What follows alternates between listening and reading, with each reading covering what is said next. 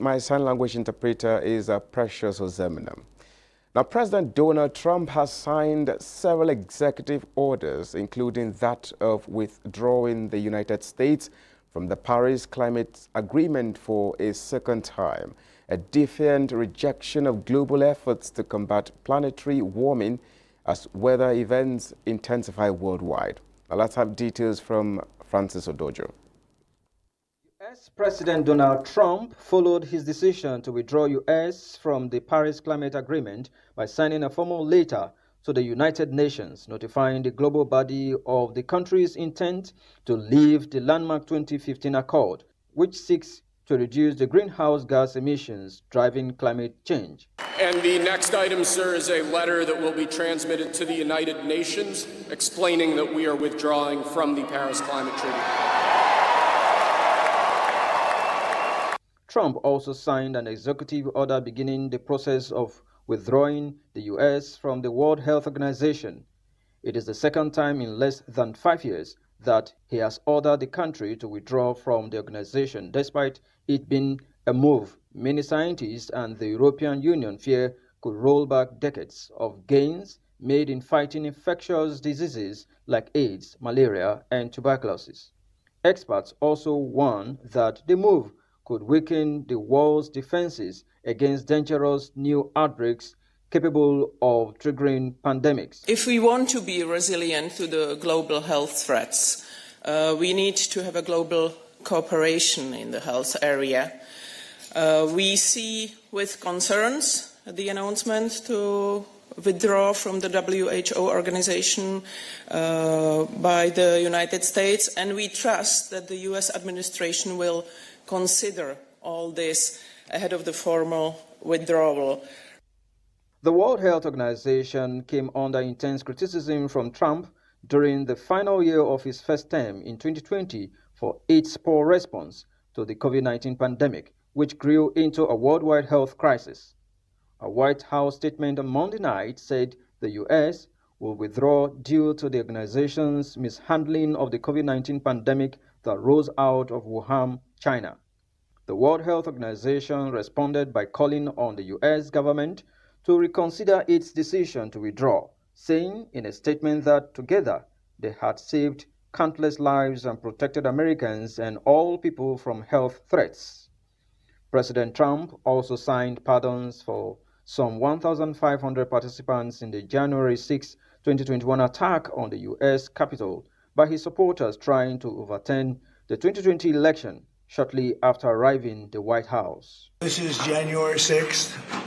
These are the hostages, approximately 1,500 for a pardon. In other news, British Prime Minister Keir Starmer on Tuesday pledged to fight the changing face of terrorism after a teenager, Axel Rudakumbana, 18, admitted the murder of 3 young girls in a stabbing spree that triggered riots last year. Starmer said the killings not treated as terrorism by the judicial authorities were a sign Britain now faces a new threat in form of extreme violence perpetrated by misfits, young men in their bedrooms who were accessing material online. Is that this case is a sign. Britain now faces a new threat. Terrorism has changed. B.B. King, 6, and 2 other children were killed in the attack in the northwestern seaside resort of Southport near Liverpool on July 29, 2024. Francis Udojo, NTA News. Now, the United Hearts Movement MCU, the ruling party of Central African Republic, has entered into a cooperation agreement with the United Russia Party. The agreement signed remotely symbolizes the growing partnership between Bangui and Moscow. Again, Francis Odojo gives us details. The political parties are those the President of the Central African Republic, Faustin Archange Touadera, and that of Russian President Vladimir Putin belong to. President Touadera had just returned from a 3-day official visit to Russia when the announcement was made. From Moscow, Andrei Klimov, a senior member of United Russia and a Russian senator under Western sanctions for his support of the Ukraine invasion, represented the Russian side. In Bangui, Simplice Mathieu Sarangi served as the Central African representative.